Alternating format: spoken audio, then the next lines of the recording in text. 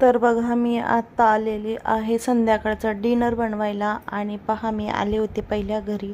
तर मी पहिल्या घरी येऊन बनवलेलं आहेत. फक्त इथं माझं पोळ्यांचं काम आहे. तर इथं मी अशा छान सॉफ्ट अशा फुलक्या बनवलेल्या आहेत. खूप छान आणि खूप सॉफ्ट गोल गोल अशा. आणि मी तिथून जाणार होते दुसऱ्या घरी. तर मी दुसऱ्या घरी आल्यानंतरनं मी पहा इथं खूप छान अशा परफेक्ट कलर असे आणि टम्म फुगलेल्या पुऱ्या बनवलेल्या आहेत. आणि बिगर कांदा लसूण न घालता मी ही कन्याभोजनला तुम्ही आलूची भाजी करू शकता. तर मी ही आलूची भाजी बनवलेली आहे आणि इथे मी कुकरला लावला होता राईस. तर माझं हे दुसरं काम झालं होतं आणि मी आता जाणार होते तिसऱ्या घरी. तर पहा मी तिसऱ्या घरी आल्यानंतर पहा मी बनवलेलं आहे इथे.